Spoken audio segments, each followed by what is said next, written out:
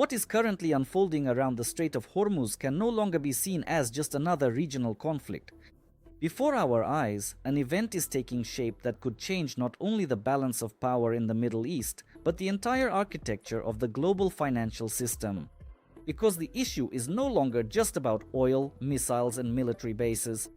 The question is which currency will control the planet's main energy route and who will ultimately emerge as the winner of this struggle. Many people still view what is happening through a very narrow lens. They think it's only about a clash between the US and Iran, Washington's attempt to exert pressure, and Tehran's attempt to show it's not broken. But in reality, China has long been integrated into this conflict, and not as an observer, but as a player that has waited for such a moment for many years. While Beijing previously preferred to act cautiously, economically, through infrastructure, trade, and currency agreements, we are now seeing a more direct and tough response. After the American strikes on Iranian facilities, and especially after the signal toward Karg Island, it became obvious that the US is ready to raise the stakes. On a map, Karg might indeed seem like a tiny dot, almost unnoticeable. But geopolitically, it is one of the most important points in the region. A huge portion of Iranian oil exports passes through this island. It's not just a piece of land, it's the artery through which Iran breathes, earns, and maintains the stability of its entire economy. That's why a strike on Karg is not an ordinary attack on infrastructure. It's a demonstration of the limit to which Washington is prepared to go. The message is perfectly clear. If Iran tries to seriously block the Strait of Hormuz and turn it into a lever of pressure, the US is ready to respond with a strike at the very heart of Iran's oil logistics. Moreover, the discussion of a possible marine landing only reinforces the feeling that the stakes have been raised to an all-time high.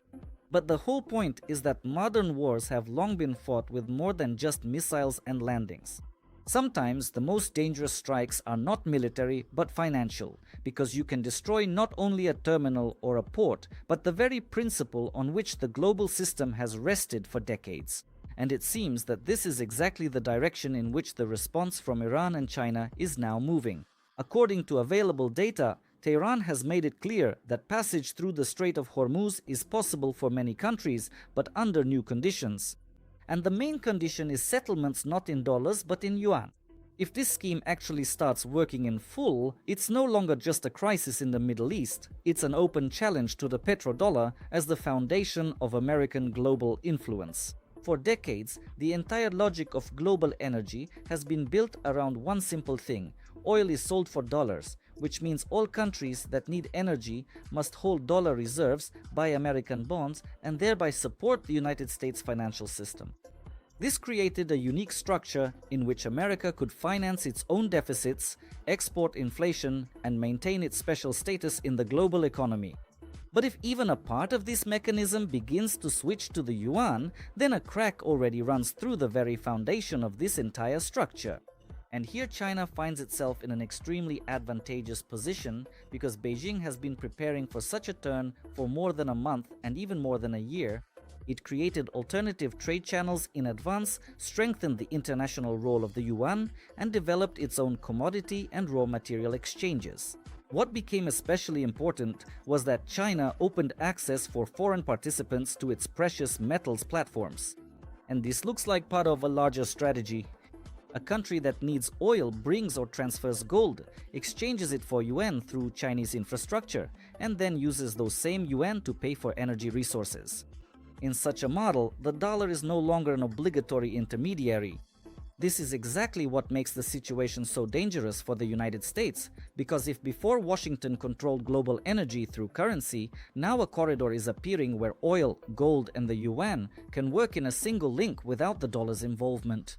Against this background, talk that the BRICS countries, as well as some Persian Gulf states, are increasingly looking toward gold not as a regular reserve asset, but as the basis of a new safety system, begins to be perceived quite differently. If before gold was more of a symbol of conservatism, now it is once again becoming a political tool, and a very serious tool at that. It is not surprising that the United States debt market is reacting nervously to this. The rise in yields on American bonds is not just numbers on a screen. It is a signal that investors are starting to factor in higher risk. The less the world depends on the dollar in oil trading, the less the need to hold American debt as a mandatory reserve, which means the stability of the entire structure begins to be undermined, not in theory, but in practice. A scenario in which even United States allies find themselves forced to play by new rules could be especially frightening for Washington. Europe, Japan, South Korea, all these countries depend on energy supplies from the region. If safe passage and stable supplies become increasingly tied to Yuan settlements, they will face an unpleasant choice: either maintain political loyalty to the dollar system or adapt to the new reality for the sake of their own energy security. And this is where it gets most interesting, because it's one thing when US adversaries move away from the dollar, but it's quite another when those whom America has considered the backbone of its global system for decades gradually start leaning that way too. In that case, we're no longer talking about a local revolt, but a chain reaction. And that is exactly what can become truly destructive.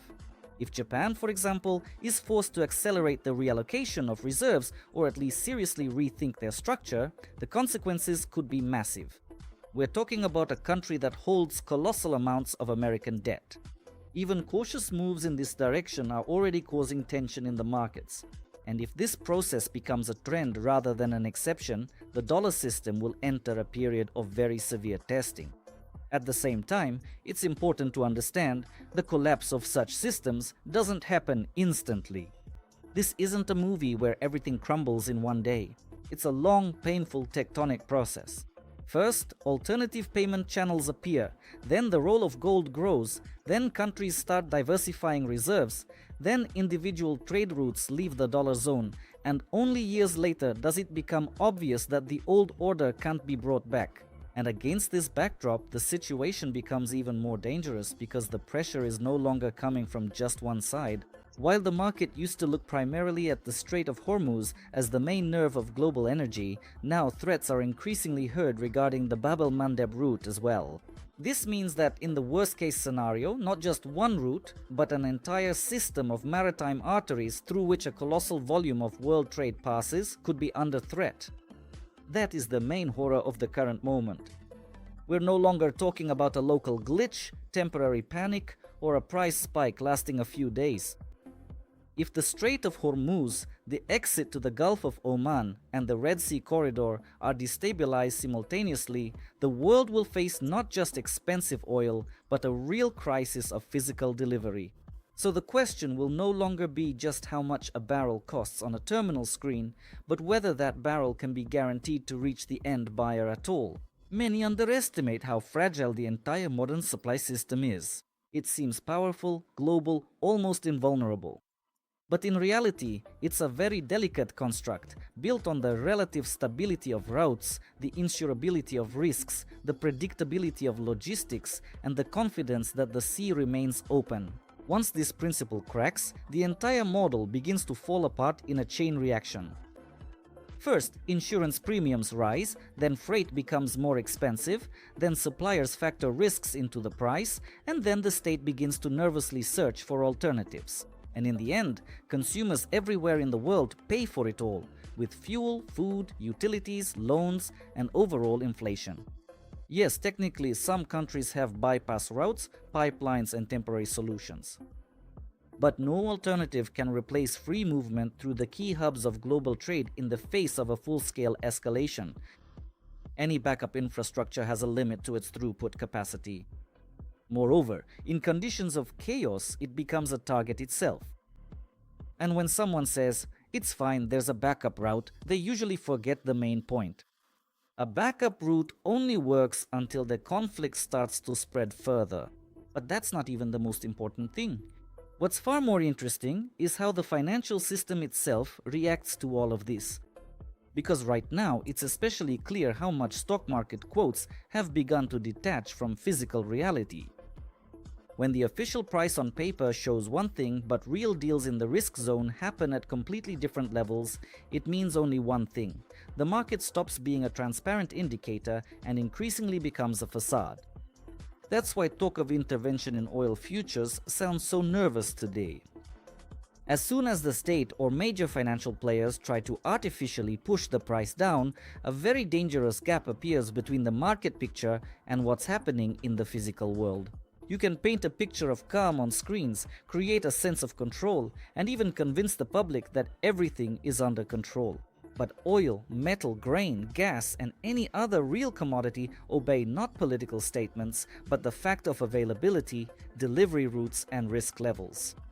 And in this sense, the modern market really does increasingly resemble a massive betting system.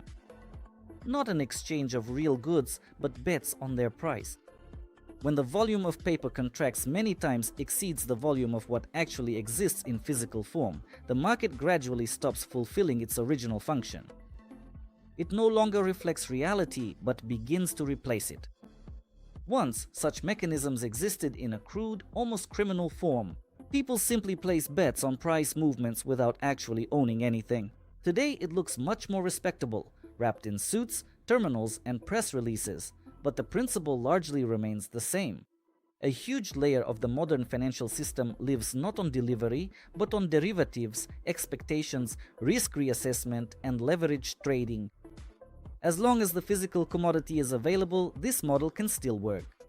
But as soon as a shortage of a real underlying asset arises, the entire paper superstructure begins to lose its stability.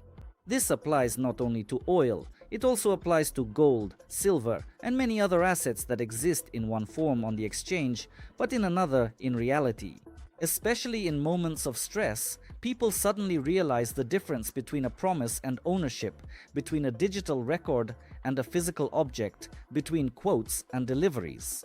If before one could think that this is all just another crisis that will end with negotiations, compromise, and a return to the old normalcy, now there is no such certainty, because too many processes have converged at one point. War, energy, the debt crisis, the abandonment of the dollar, overheated markets, weak economic growth, and the gap between the paper price and physical reality. Individually, each of these factors would already be a serious threat, but together, they form a mixture that is capable of triggering a truly historical turning point. That is why today it is especially important to understand a simple thing. In such periods, illusions crumble the fastest. Paper wealth, nominal valuations, beautiful reports, and reassuring statements, they can lose their weight in an instant, while real value is preserved only by what exists not in words, but in the physical world.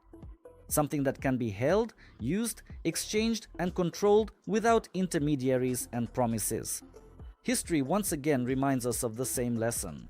When the system begins to wobble, the main asset becomes not a picture on the screen, but a real foundation. And the deeper this crisis becomes, the more obvious the difference will be between what was simply recorded in the system and what existed for real.